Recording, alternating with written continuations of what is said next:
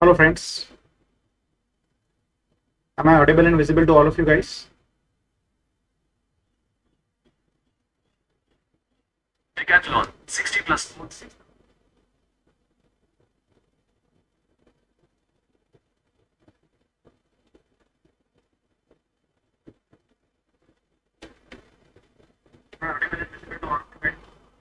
Alright, so let us start our discussion.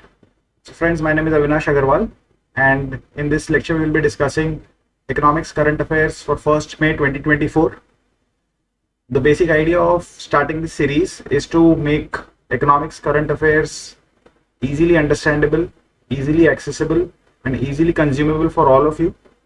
So whether you are preparing for the UPSC Civil Services examination or you are preparing for the Indian Economic Service examination, we want to make sure that you are in a very good position to be able to understand what is happening in the Indian economy. You are able to integrate that into your knowledge, use that for solving multi-choice questions, use that for solving long answer type questions, use that in your interview preparation as well. Current affairs is something which you have to basically study on a daily basis, which is exactly why we will have this series happen on a daily basis from Monday to Saturday. The timing right now is 8 a.m. in the morning.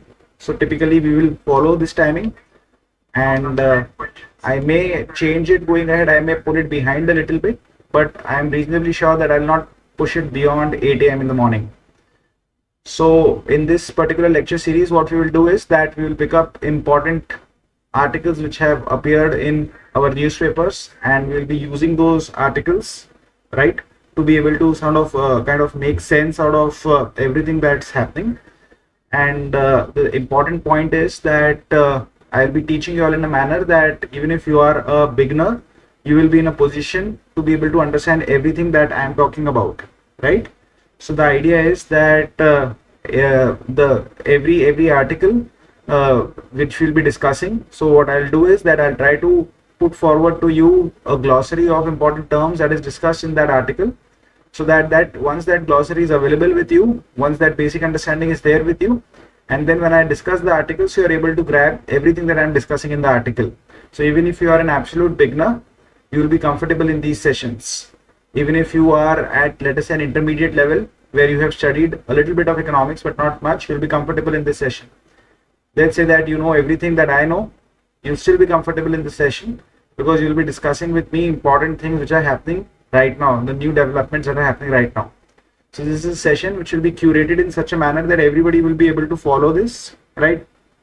So that's the basic idea. If there is any question, right, if there is any question, then please ask, otherwise we will move ahead, right? If there is absolutely anything that you would like to ask, please go ahead and ask, otherwise we will move ahead. So let us start.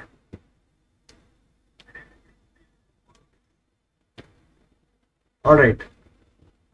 So the first topic that I want to discuss with you today is related to currency market situation. There is a lot of volatility in the currency market. So why is there so much volatility in the current market? What is the source of that volatility? Is something that we would like to understand, something that we would like to discuss with you. Okay.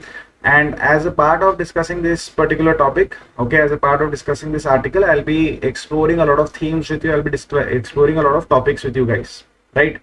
So I'm not able to see anything in my live chat. So if everybody is present in the everybody who is present in the lecture, if you all could just type something in the live chat, so that will be basically a reassurance for me that you are getting my message loud and clear.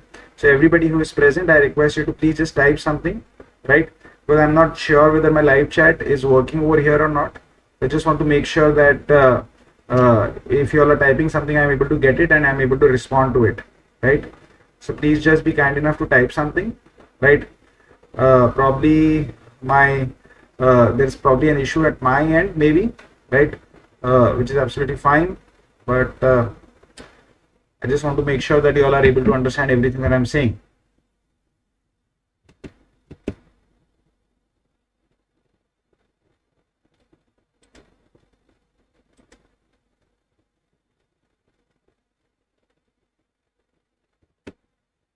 All right, let us start our discussion. So currency market chaos, right? Old school solutions will still be the key, which again tells you that theory trumps, theory wins. If you are good with theory, if you are good with concepts, then you will be able to make sense out of these currency market crises and you will be able to tackle these problems. Okay. Certain terms that we'll be using, we'll be talking about exchange rate. What is exchange rate? It is value of one currency in terms of another currency. For instance, we say that $1 is equals to rupees 83. What does that mean? Right? It means that you can get $1 if you pay 83 rupees. If this $1 is equals to 83 equation changes and it becomes $1 is equals to 85, this basically means that the rupee has depreciated, that the value of rupee has decreased as compared to dollar, right? Rupee has become cheaper as compared to dollar, right?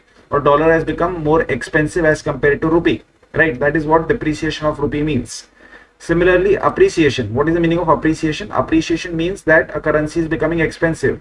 Like for instance, in this case, if the dollar appreciates, the rupee will depreciate, right? And if the dollar depreciates, the rupee will appreciate. This is basically the relative idea that you need to keep in mind. If dollar is becoming expensive, that means that you need to pay more rupees to earn that dollar or to buy that dollar. That means that rupee's value has reduced, right? You need to pay more rupees for the same dollar. That means that rupee's value has reduced. That means that dollar has become expensive. So dollar's appreciation is equals to rupee's depreciation. Dollar's depreciation is equals to rupee's appreciation. Okay. Just keep this basic idea in mind, appreciation and depreciation.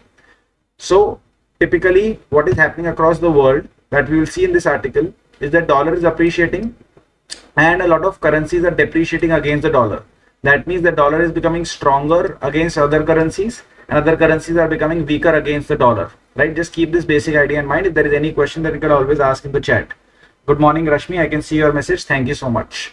Bonds. What are bonds? Bonds are debt securities which are issued by governments or corporations to raise capital, right? So for instance, Government of India issues bonds on a regular basis because it needs money to run the government business. Similarly, a corporate such as the Reliance Industries Limited can also issue corporate bonds because they also need money to run their operations. So if you need money in the form of debt and you want that and you want to raise that money, then you can issue bonds, right?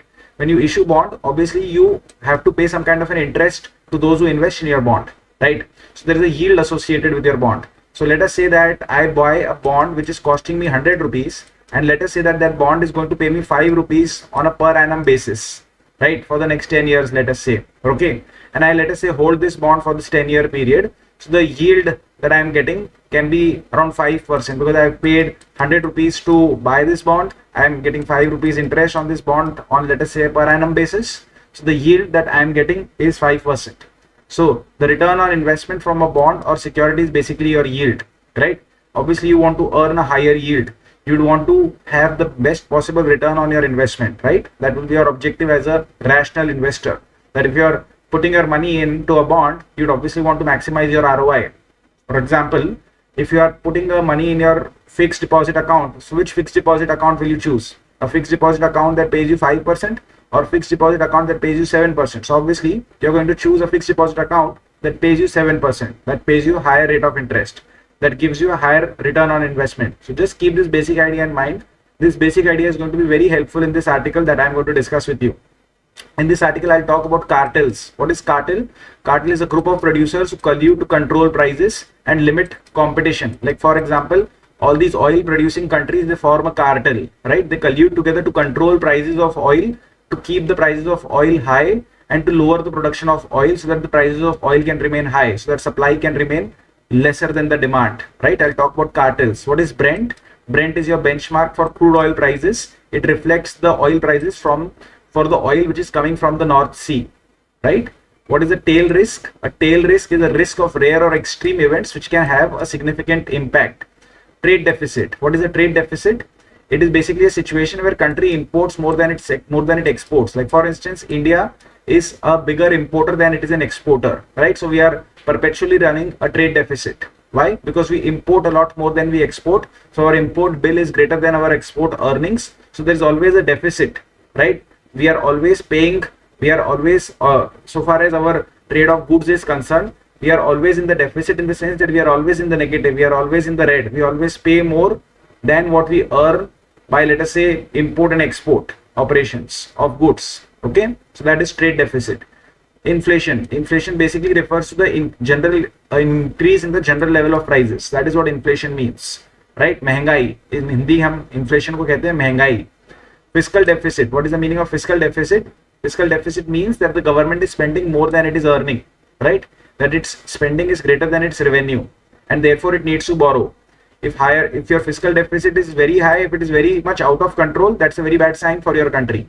So you need to be able to manage fiscal deficit well. You should be having fiscal prudence. What is fiscal prudence? Prudence is an English word. It means that you are behaving in a wise manner, right? There is some wisdom which is guiding your action. That is basically the meaning of prudence. When I use the word prudence in economics or in finance, I basically talk about good governance. I basically talk about sound management practices.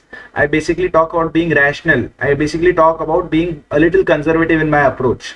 So fiscal prudence essentially means that government finances are being managed using sound practices and principles. Economic growth, it means an increase in country's production of goods and services. Virtuous cycle in economics or in the world of finance, it typically means it's a self-reinforcing process. It means that one positive outcome creates another positive outcome, which creates another positive outcome. Like for instance, if we are able to create jobs, those jobs will be able to create incomes. Those incomes will be able to further boost demand. That demand will further boost production. That production will further create more jobs. And this is the kind of virtuous cycle that you would like to see in any economy, right? If you are the prime minister or finance minister of any country, you would like to see this kind of an economic growth or this kind of a virtuous cycle start. Is this very clear? If this is very clear and if you all are aligned with me, please type yes in the comment section.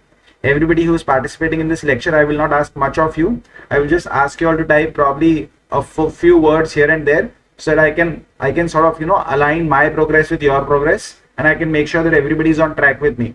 So don't waste any time. When I ask you to type yes, just quickly type yes. It will not take much out of your this thing. All right. So now, having this glossary out of the way, let us start talking about the currency market. So currency market is in a turmoil, meaning that there is a lot of fluctuation, there is a lot of volatility in the currency market. We don't know exactly what is going to happen tomorrow in the currency market. What is the currency market?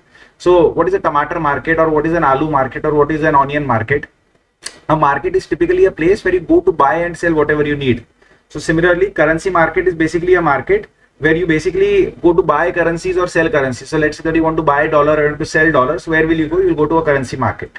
You want to buy euros or sell euros. Where will you go? You will go to a currency market, right? So currency markets are in a turmoil in the sense that the prices that are there prevailing in the currency market, they are fluctuating a lot. There is a lot of volatility in those prices in the currency market, right? So what's happening in the currency market is that the US dollar is getting stronger, meaning that the US dollar is becoming more expensive, right? So speaking from an Indian point of view, if let us say yesterday I was paying 82 rupees to buy $1, today I am probably paying 83 rupees to buy $1. Tomorrow I may end up paying 84 rupees to buy $1. That is the meaning of US dollar getting stronger.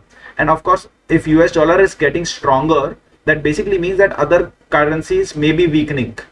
The other currencies may be depreciating. That is the other logical thing that can happen when the US dollar becomes stronger. Why? We will discuss that, right? Interest rate expectations have flipped. What is the meaning of this? Let's understand this a little bit, right? So see, interest rates across the world are or were at an all-time high, right? Or were reasonably high. Interest rates were high in the US. Interest rates are high in India. Like for instance, in India, if I'm not wrong, repo rate is around 6.5%, right? Repo rate is the rate at which RBI lends money to banks in India, right? If this rate is high, then banks' ka lending rate will be high. Correct, right? If you are buying tomato and selling it to me, so if you are buying it expensive, you will sell it at a higher price to me. So if you are a bank and if you are buying money from RBI at a higher price, then you will sell that money to me at a higher price, right? So my loans will become costlier. Common sense, right? So whenever there is any difficulty in economics, we will always use the example of tomato and everything will be absolutely fine. It's not a very difficult subject at all. It's in fact a very easy subject to understand. So what's happening is that the interest rates were high and everybody was thinking that interest rates will come down. Typically, see what happens is, and I'll explain this going ahead, multiple times in this series, right? That whenever you see that the inflation is high, right, or the price level has increased, one of the first things that any central bank would do is that it will increase the interest rate, right? Why that is done, I will explain that to you going ahead at some point of time. But let's just keep this in mind right now, that higher inflation will invite a higher interest rate, right? Now, what was happening across the world was that inflation was cooling down, right? Inflation was coming under control. So there was this expectation that the interest rates will also come down, that the interest rates will also get moderated. There was this expectation. And you understand that interest rates, if they come down, if interest rates moderate, that's a positive step. Why is it a positive step? Because then your loans become cheap. Then you can borrow more. Then you can spend more. Then you can create more demand. You are happy borrowing and consuming. I am happy because you are spending on my product. So I get to produce, I get to earn. Everybody is happy when interest rates come down. So the expectation was that the interest rates will come down. But those expectations are not going to come true anytime soon. So we were expecting that the interest rates would come down. But now the way things are, right? The way things are now, we are thinking that the interest rates may not come down. In fact, they may remain up. Why? We will discuss that in this particular article, right? There are other issues which are roiling the currency market. What are those other issues? For instance, tension between US and China is continuing to simmer. Things in the South China Sea, right? They are very volatile, right?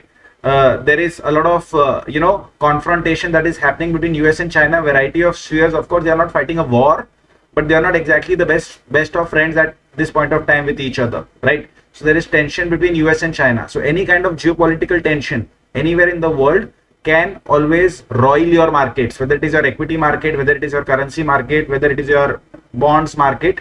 Those markets get roiled, people get agitated, sentiments get hurt when there is an increase in geopolitical tension. There is a conflict-like situation in West Asia.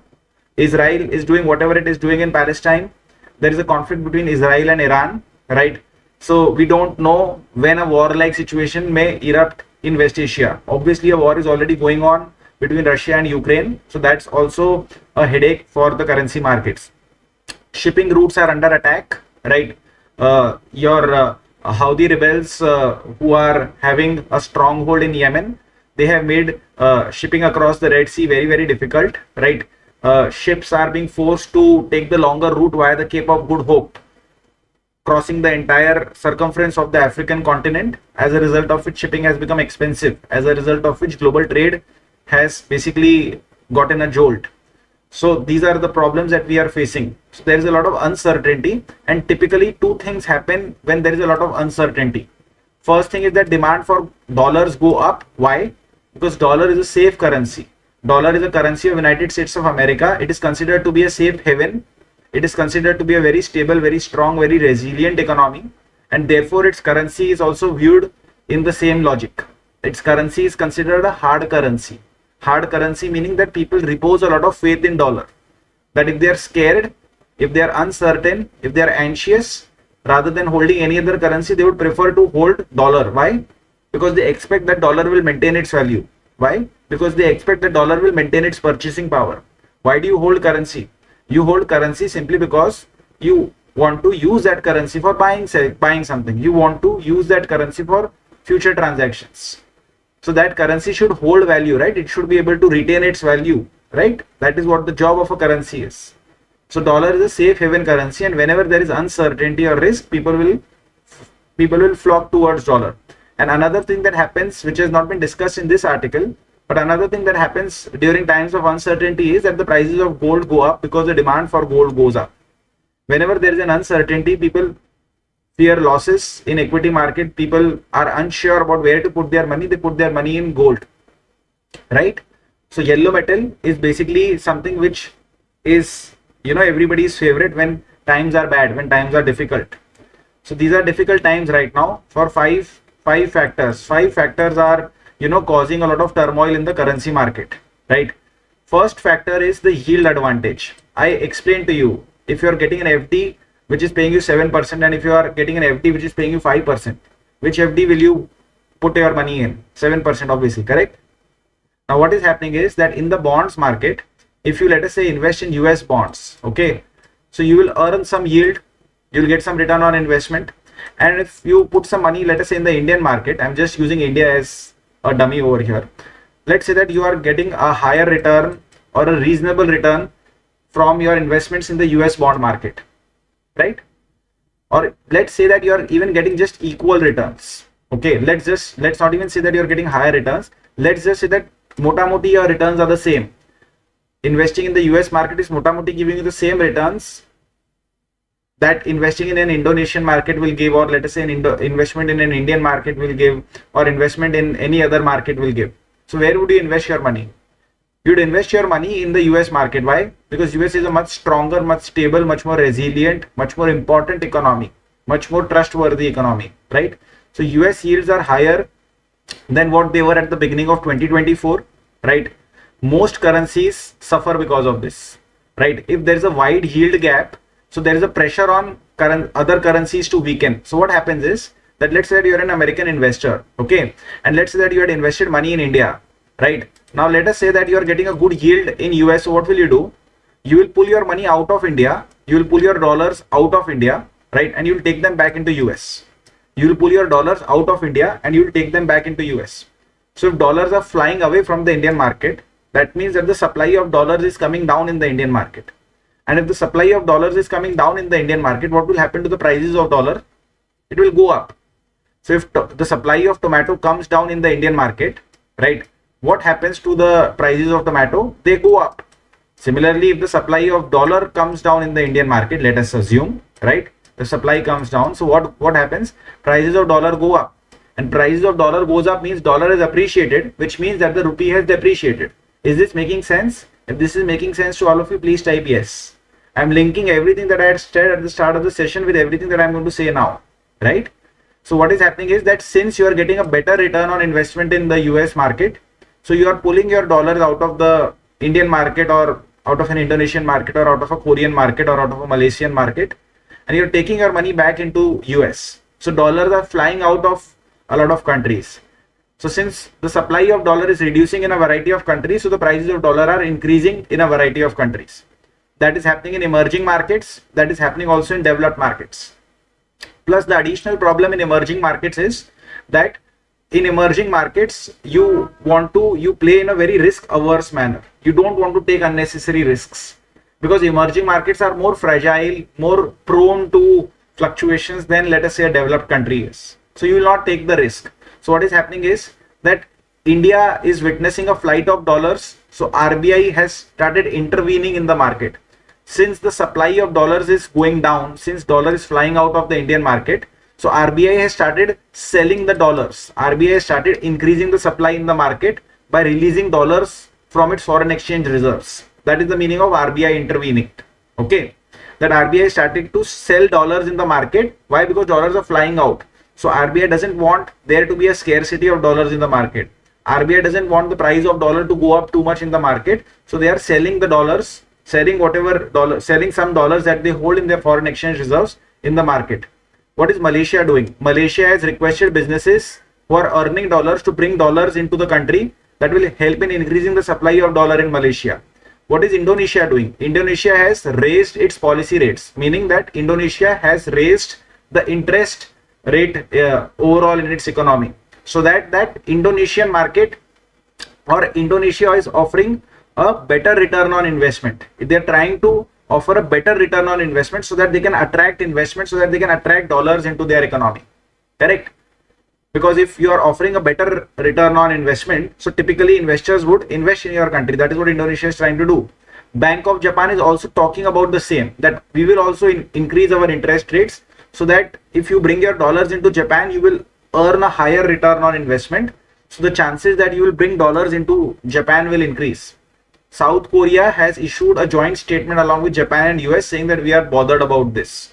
So keep in mind, the thumb rule is that if the yield gap increases, right, if the yield gap increases, right, or if, let us say, yields in the advanced markets are strong, then that basically means that there will be a flight of dollars away from emerging markets, away from a lot of developed countries, and it will go into the US market, and emerging market currencies will weaken and dollar will strengthen. Is this very clear? If this is very clear, please type yes. If it is not clear, please ask your doubt.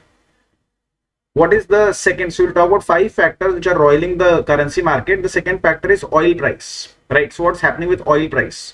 So as you know that oil producing countries, they have formed a cartel, and what do? as a cartel, they try to keep their currencies, they try to keep their production low, and so that the prices of oil are high. Because if you are an oil producing country, then it is in your interest. It is in your interest to keep the oil prices high, because if the oil prices are high, then obviously you will earn more. Making sense, right? So if you are a cartel, you will try to limit production and increase the prices of oil. That is what you will do. So they had announced production cuts in March so that prices can remain high. Suddenly after that meeting, what happens is the conflict between Israel and Iran, right? And that pushes the prices of oil to $90 per barrel. Of course, prices has moderated a little since then, but there is always a possibility that prices of oil can go up. It can shoot up at any point of time.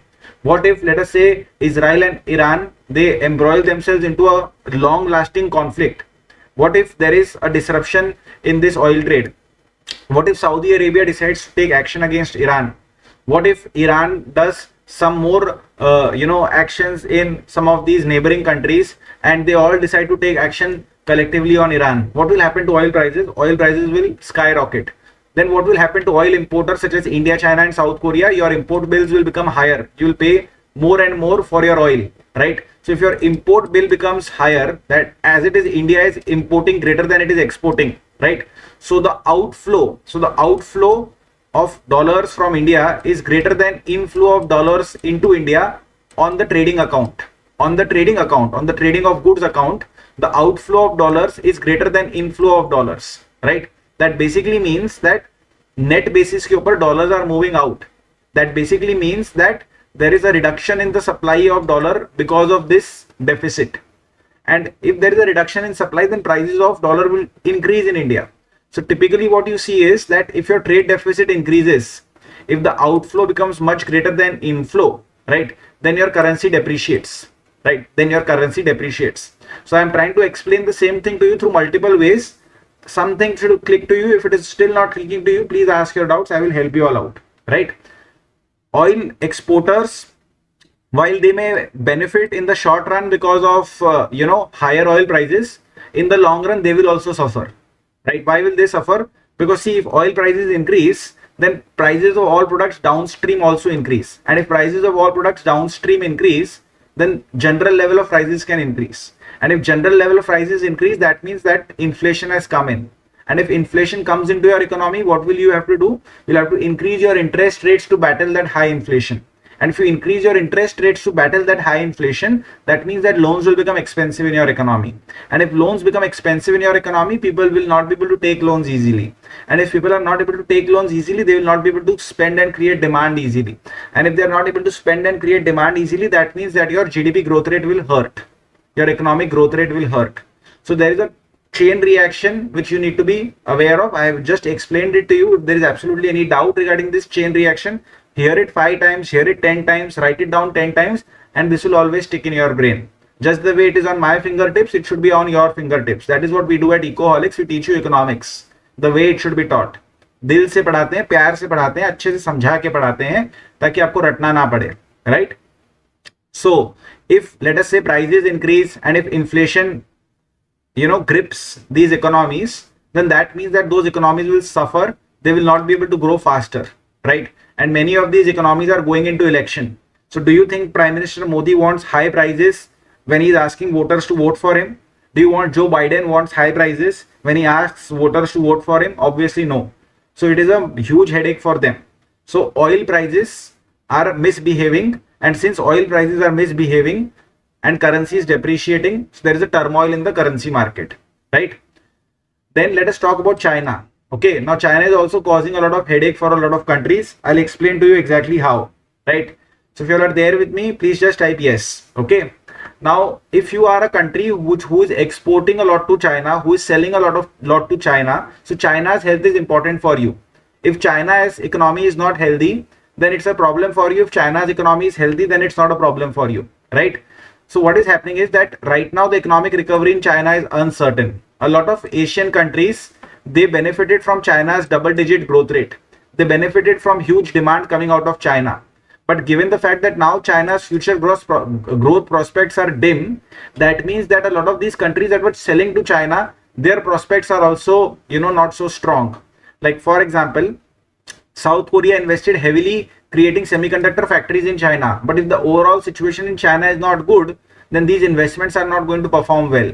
Japan sends about 20% of its export to China. If China is weak, Japan is weak. Taiwan and Malaysia, they both saw a decline in their exports in 2023 or a slowdown in their exports in 2023, right? Brazil sends across a lot of agricultural necessities and commodities into China. So Brazil has a diverse basket of exports to China. So Brazil is less vulnerable, but it tells you that even a country such as Brazil, which is way far off, can be impacted because of a slowdown in China. Australia sends across huge amount of quantities of exports into China, and now Australia is trying to find substitutes. It is trying to find new markets so that the Chinese slowdown doesn't affect Australia that much, right?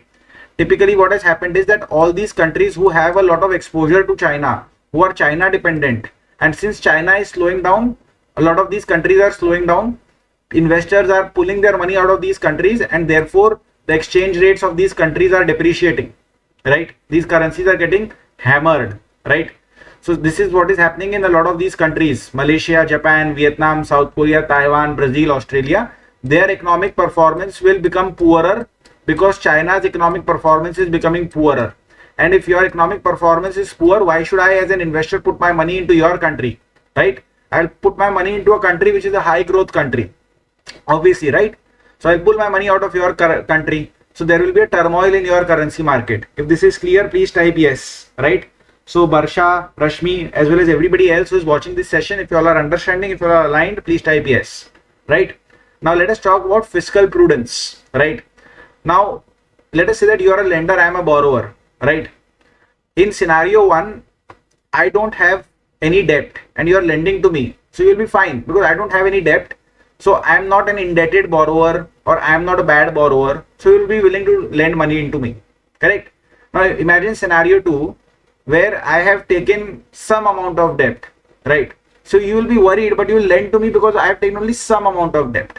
Now let us imagine scenario 3 where I have taken humongous amounts of debt, right? Way beyond my income amount of debt, right? Will you lend your money to me? Will you invest your money in me? Will you put money into me? No. Why? Because you are not sure about my health. You are not sure whether your loans will ever be repaid. So countries should basically manage their borrowings in a prudent manner. If you as a country are borrowing a lot, that's a red signal for a lot of investors, and they will not want to put their money into your country. Whereas if your borrowing is within limits, right, then that basically means that you are a reasonable guy, you're a reasonable country, they will put their money into your country, right? So the idea is that if you have a significant amount of dollar debt, right, and if dollar becomes expensive, then you will have to pay a lot more to repay that debt. Let me explain it to you. Let us say that your debt is $100, right? And let us say that from an Indian perspective, let's just talk from an Indian perspective. Let's say that dollar is ruling at 83, that $1 can be bought at 83 rupees. So if I want to repay $100, I will essentially repay 8,300 rupees. Now let us say that dollar appreciates or rupee depreciates. Both the things mean essentially the same, right? So let us say that the dollar appreciates and therefore dollar ka price increases and it becomes 85, right? Now to repay the same $100 loan, you need to pay 8,500 rupees. Now let us say that the dollar appreciates a little more, right? Let us say that the dollar becomes 89 rupees. Okay. Now to repay the same $100 loan, you need to pay 8,900 rupees. So essentially what is happening is that if you are having dollar denominated debt, and if your currency is getting hammered by depreciation or the US dollar is appreciating, that means that your debt burden increases. If this is clear, please type yes. All I require out of you is this in this lecture is yes. That's all, nothing else, right? If you're understanding, you can like this lecture, you can type yes, you can give me some signals so that I can't see your faces, I can't hear your voices, so I need to know what's happening with you guys, right? So if you are having dollar debt and your currency is getting hammered, that's a bad thing for you, right? Now election season is going on. Governments will want to allure a lot of voters one way or the other. So what will the governments do? Government will announce freebies, government will announce subsidies. These freebies, subsidies, free electricity, free food, free water, free this, free that. It comes at a cost. There are no free lunches in this world. There is nothing called as free in this world. So typically what will happen is that whenever, let us say, investors see that you are making these kinds of announcements, you are doing this kind of non-productive expenditure. Why are we calling this non-productive expenditure? Because you're not building any assets, you're not building infrastructure, you're just spending money, right? Which is not going to produce any positive results in the long run, right? So the idea is that if you're having this non-productive government spending, that kind of weakens the sentiment towards your country. People start pulling dollars, or people start pulling their money out of your country. That can happen. So therefore your exchange rate can depreciate, right? So that is again a very important matter. So if your country is having a weak fiscal stance, if your country is not following the path of fiscal prudence, if your country is indulging in wanton borrowing, then that typically means that there will be a depreciative pressure upon your currency, right? Brazil's currency has depreciated. Why? Because Brazil indicated that they will borrow more. They will borrow more than what they are already borrowing, which was an indication to the market that their fiscal stance is becoming weak or loose, right? Similarly, Indonesia, right? The incoming government, it announced a free school lunch scheme. Therefore, it needed to borrow more, and that led to huge foreign outflows in the bond market. Right? Why? Because the investors were worried that if the Indonesian government is going to borrow more, is going to become more indebted, right? And therefore there is a greater risk associated with investing in Indonesia. Why should we take that risk with our hard-earned money? We'll pull our money out of Indonesia and we'll take it somewhere where the economy is in a better shape, is in a better health, right? The fifth important factor which is roiling the currency market right now is economic growth, right? Markets in general like economic growth. If your country is experiencing decent economic growth, the international capital or dollars will flow into your country. There is no problem. Like for example, look at this graph over here.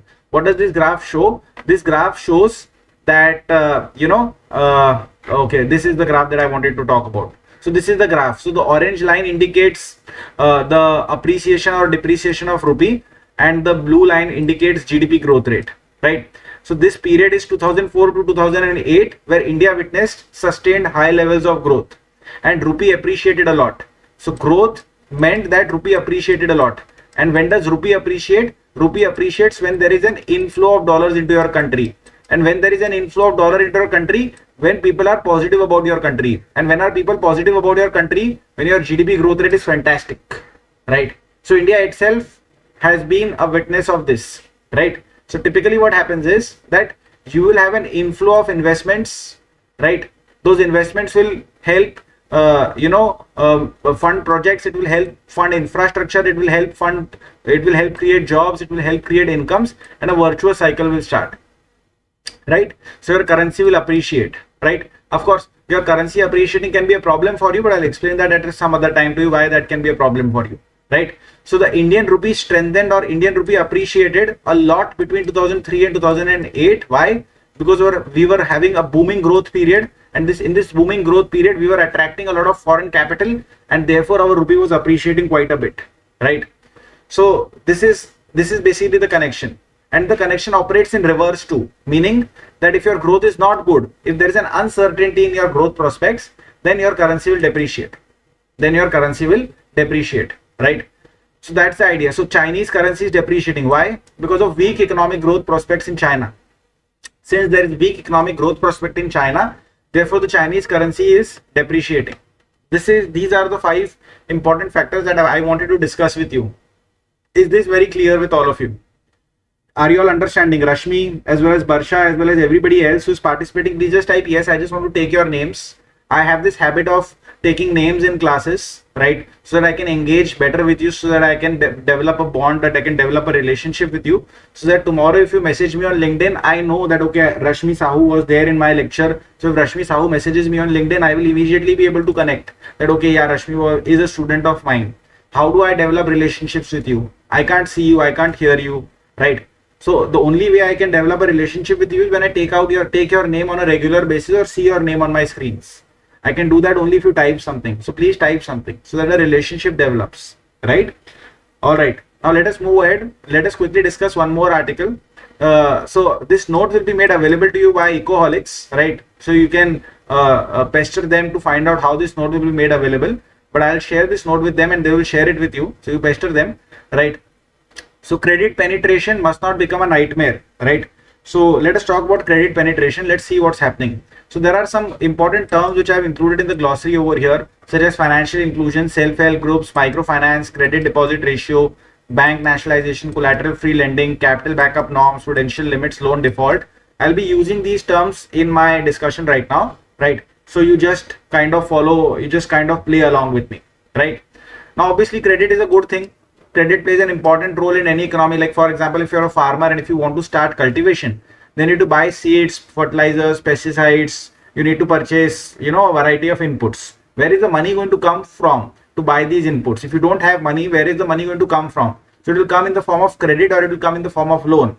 Let us say that you're an industrialist and you have gotten a fantastic order, right? And you want to fulfill that order, but to fulfill that order, you need to buy raw material, but you don't have any money to buy that raw material. So where is the money going to come from? It is going to come in the form of credit, right? So credit plays a very important, a very critical role in the life of an economy, right? It helps in smoothing out the production cycle. Without credit, I as a farmer may not be able to start cultivation because I don't have any savings of my own. Without credit, I as a small businessman cannot start production because I do not have any savings of my own to be able to purchase the raw material, right? So credit obviously plays a very important role. That is something that is very clear to you, right? So it helps in economic growth. It helps in increasing trade and commerce, right? Credit helps the bottom of the pyramid section, right? They are able to uplift themselves, right? So for example, if let us say you don't have a bank account and let's say you have 10,000 rupees, but you don't have a bank account. So that 10,000 rupees is just sitting with you, right? Idle. You're not earning anything on that 10,000 rupees. But let's say that you have a bank account and you take that 10,000 rupees into a bank and deposit it into your account. And even if you get, let us say, a 4 or a 5% interest, that basically means that at the end of the year, you will get 400, 500 rupees for your 10,000 rupees. That means that at the end of 1 year, your money will be 10,500 rupees if you have a bank account. And if you don't have a bank account, then money sitting just on your table, that means that 10,000 will remain 10,000, right? So if you are financially included, if you have a bank account, if you transact via banks, then you will get a lot of benefits. Like for example, if you go to a bank branch, then probably the branch manager will tell you that the government is having a scheme which is called Pradhan Mantri Jivan Jyoti Yojana or Jivan Bima Yojana or some kind of an insurance scheme, where you just have to pay 10 rupees or 20 rupees and you get a 2 lakh rupees ka accidental cover or life cover or something like that, right? So that tomorrow if something untoward were happened to you, your family will be supported by the government. And that bima or that insurance is costing you 10 rupees or 12 rupees or 20 rupees or something like that. It's fact. I'm not making it up. It's a fact, right? So obviously we want those who are unbanked, we want them to have a bank account. Those who are not transacting with banks, we want them to transact with banks. We want them to be a part of the formal financial system, right? So, for example, there are self-help groups. What are self-help groups? So these are small communities of people who come together, they save together, right? They create a pool of money and then they, out of that pool of money, they lend to individual members. So let us say that 10 of us come together, save 10,000 rupees every month, right? So that means 1 lakh rupees every month. That means 12 lakh rupees every year, right? And let us say that we do this for 5 years. So we end up saving, let us say 60 lakh rupees. So that corpus has been created, that pool has been created, and then we can lend money out of that pool, right? To individual members, right? Let us say that I want to buy, a scooter. I want 40,000 rupees. So you can lend that 40,000 rupees to me. What will I do with the scooter? So what I will do is that I will, attach a milk can on my scooter and I will go from place to place selling, let us say, milk, right? So that economic activity requires some investment. I don't have money. I can borrow from our pool. You will lend it to me. Why? Because you trust me. You believe in me. I am your neighbor. Everybody knows everybody in the self-help group. So these self-help groups are very helpful, right? So self-help groups for microfinance, meaning chota loan, chota mota savings, that is microfinance. So self-help groups are very helpful, right? And you want credit uptake. That means that you want credit to be taken. You want people to, transact, etc., right? So, do you think that banking operations are spread uniformly across the country? Do you think that the credit availability or the credit disbursal is uniform across the country? No, it is not, right? So there was a study done in 56 eastern districts out of 117 aspirational districts. So Government of India is running this aspirational district program, ADP, and those aspirational districts are basically the most backward districts of the country. and the government is focusing efforts, resources and attention upon the most backward districts of the country, because of those districts can be improved, then everybody else will also see a positive change for themselves. The overall country will also improve if the most backward areas improve. That's the basic idea, right? So if you see the credit uptake, right? So bank credit as a proportion of deposit. So put loans given by bank in the numerator, put the deposit collected by that bank, by that branch in the denominator, multiply it by 100 and you will get the credit deposit ratio. Credit means loan, deposit means deposit that you have collected. Find out the credit deposit ratio of a district. So what you will see that it is as low as 11% in West Singhbhum and 96% in Chandel, which means that in West Singhbhum the credit that banks are giving out, or the loan that banks are giving out, is far lesser, right, than let us say what Chandel is. 11% is very low, right? So the idea is that this credit deposit ratio, it is a proxy for supply of banking services. If banking services are available in your area, this number will be high. If banking services are not available in area, this number will be low. It's as simple as that, right? Now the problem is that banks don't want to open a branch in rural areas. Why? Because those branches are not very profitable. They are not profitable, let's say. Why? Because to open a branch you have to incur a cost, rent, labor. So you need to hire people, you need to hire, you need to take a place, you need to pay electricity, you need to create the infrastructure, etc., etc. So there's a cost associated with opening a branch, and you need to earn. And how do you earn? How does a bank earn money? Bank earns money by lending you money at a reasonable rate of interest, right? That is how banks earn money.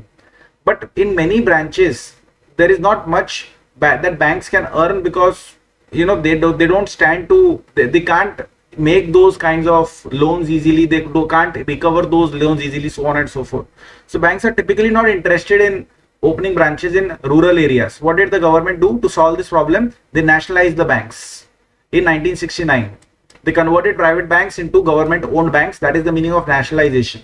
And then once banks were nationalized and the government was the owner of those banks, government asked banks to go and open branches in rural areas, right?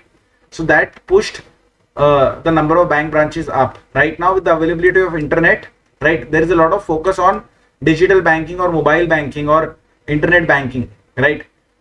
But the problem is that banks may not be really opening branches, bank may not be really investing a lot of resources in those areas.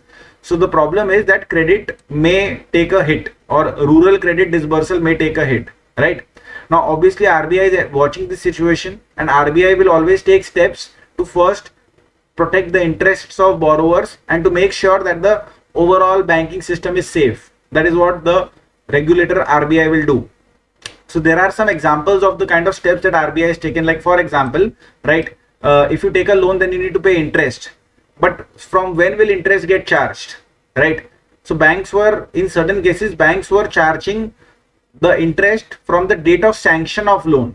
RBI said no, you can't charge interest from the date of sanction of loan. You will charge interest from the date of disbursal of loan. Disbursal meaning that when I have actually gotten cash in hand, from that date I will pay interest. I will not pay interest from the date you agreed to give money to me. The date you agreed to give me money and the date you actually gave me money, there may be a 15-20 days month ka gap between that or whatever. So why should I pay you for that period when I did not even actually receive the money? So I'll pay you money from the date of disbursal and not from the date of sanction, right? Apart from that, there is a lot of collateral free lending that is happening in India right now. What is collateral free lending? That you can borrow from banks without giving any security, without giving any collateral. So you don't need to give your gold, you don't need to give your property papers, you don't need to give anything to the bank as a guarantee that you will repay the money. You can take collateral free lending, means that no guarantee is required, you can just take money, right? Now this is an extremely risky form of lending that bank is doing, that they are giving money to me without taking any collateral from me. What if I run away, right? So how do banks compensate for this risk that they are taking? So they compensate for this risk by charging a high rate of interest. So this is a vicious cycle for banks. Okay, it can become a vicious cycle for banks. Why? Because see, you are giving these personal loans or collateral free loans, you're charging a higher rate of interest, right? So you are interested in giving these kinds of loans, right? What if I don't, or people like me don't pay you back? What will happen? You will incur a heavy loss, right? So are you setting aside some funds to take care of that loss, right? Are you setting aside some water to take care of this fire? Right? So you are not doing that. So what did the RBI ask you to do? RBI asked you to put aside some money so that these losses can be covered if these losses actually become losses.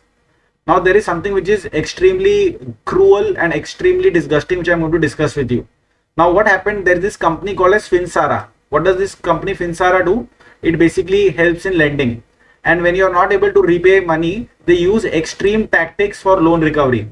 So what did they start doing? In Gurgaon, they basically started, they basically created a set of images through some digital tools, fake images, right, which is showing a woman in a very compromising light, right, some sexual images, right, and they're saying that, boss, if you don't repay our loan, then we are going to circulate these fake images of yours in social media, and then it will be very difficult for you, obviously. Your dignity will be lost. So these are the kind of sexual shaming extreme tactics that are being adopted. So a few of these guys have been arrested. Now of course that doesn't mean that everybody is doing this, but the kind of recovery tactics that are there, right, these kind of tactics will basically scare people away from banks, because if they borrow from banks, NBFCs, microfinance institutions, and then these kinds of recovery tactics get employed, then people would much rather borrow from a traditional money lender, right, than from the bank. So the hard-won gains against money lenders can all be frittered away if people move away from the banking sector, from the formal borrowing sector, if these kinds of tactics are practiced, right? And there are a lot of disadvantages of money lending. For instance, money lenders will charge very high rates of interest. They will also do arbitrary extraction. There was problem of bonded labor in India because of money lenders. But the point is that these ugly recovery tactics from banks or from financial institutions is something which RBI is watching very closely, and they will take the necessary steps that need to be taken. So this is my submission to you for today. I hope that everything that we discussed made sense to you. If there are absolutely any doubts, you can always leave your doubts in the comment section, and you can expect some kind of a response from us. If you want to get connected with us, our email IDs are not very difficult to find. Our numbers are not very difficult to find. Get in touch with us, talk to us, right? If you want to talk to me, that is also possible. You can always get in touch with me via LinkedIn, via Ecoholics, right? So with this, we'll bring this session to an end. Thank you so much, guys. And we will meet you again tomorrow. Thank you so much for your participation. Thank you.